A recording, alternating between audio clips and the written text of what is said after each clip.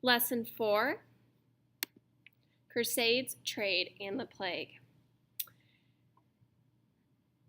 Islam had gradually replaced Christianity in Palestine. Christians considered Palestine the Holy Land. So you can see that this is going to lead to some problems because Islam had become the dominant religion in the Byzantine Empire. It upset, obviously, medieval Europe and like the emperor who ran the Byzantine Empire because Christianity was so important. So he asked the Pope for help on what he should do. And this is kind of what they decided on. So the Crusades began in 1095 and included 8 major military expeditions. And these were known as the Crusades. Kings, nobles, knights, peasants, and townspeople became crusaders and set out to win back control over Palestine. So if you see here, the purple is all the main religion is Christianity. So you'll see here is Europe. And then down here with the yellow, they are Muslims. And so you can see here all these people heading down here for the Crusades, okay, on this map. And their goal was to march east to win control of the Holy Land. Many of the Crusaders also fought for themselves. They sought to increase their power, territory, and riches. The Crusades occurred at a time when Western Europe's economy was expanding. The Crusaders won some battles. They established Crusader states along the eastern shoreline of the Mediterranean Sea, although their victories had no permanent effect on the rule of the region. The Crusades, they established Crusader states along the eastern shore of the Mediterranean village, like I already said. And if you look here, you can see kind of what they're talking about along here.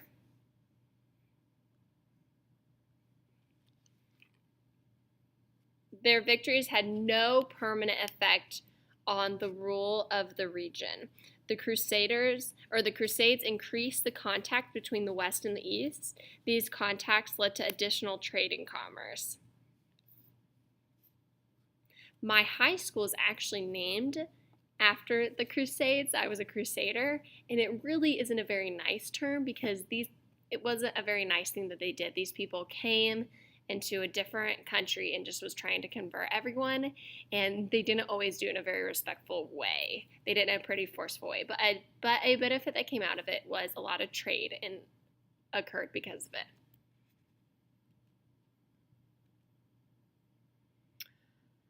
The Silk Road was many different routes and branches connecting Europe to the Far East. So you may have remembered us talking about the Silk Road when we studied China and India. At about 4,000 miles in length, the Silk Road was not just one single road, like I said earlier, but a bunch of roads. It was several different routes and branches, each passing through different settlements. The road was physically difficult to travel, and bandits make travels very dangerous. So people would be on this road, they might rob you, or they would try to rob you. So it was a very dangerous trip.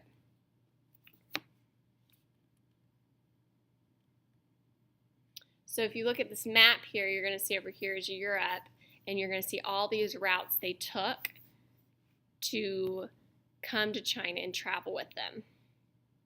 And a few of the things that they traded. So caravans to China carried gold, ivory, and precious stones. So these would be people going to China. So this would be an expedition on land, would be the gray and the brown, and then the red would be along the sea. Caravans from China, so people from China trading with Europe, would bring silk, furs, ceramics, jade, bronze, iron, and lacquer, which is like a wood finish.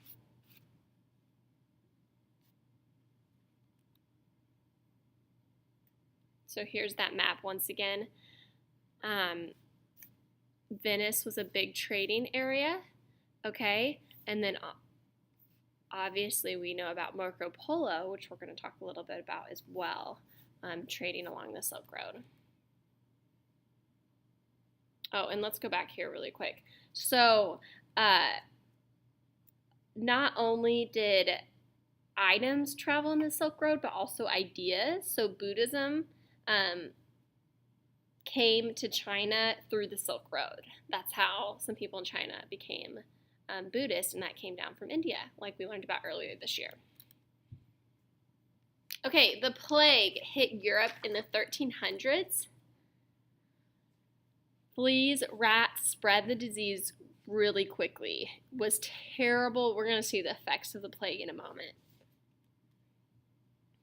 So the effects of the plague was about 25, so fourth, even larger, 33, so about a fifth of the population died in Europe in about 5 years.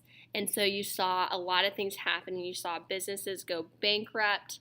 The plague was a very aggressive epidemic. That's why so many people died in such a short amount of time.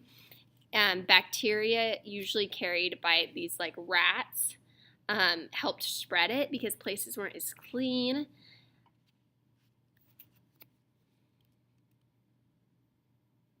So you can see here how the plague spread. So so you can see it getting bigger and bigger and spreading out. It affected most of Europe. So it started here with this kind of brown, dark kind of brown color, and then it went up to this red and orange and yellow. A lot of people were affected by it. So what happened was when people died, it caused a lot of labor shortages. So they just didn't have enough people to work. Also, trade declined and towns started to disappear. So there just weren't enough people, or people would move out to get away from the plague or try to find work. And we saw a lot of towns completely disappear. Also, another problem with the plague was a lot of construction and building project stops. Either people got too sick or people would die and they wouldn't be able to finish these things, or they'd have these labor shortages and not be able to finish these projects. Also, food supply decreased and a lot of people starved.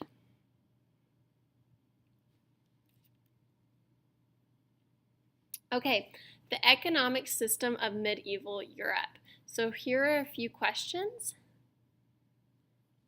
but you do not need to answer these. I just would like you to read over them.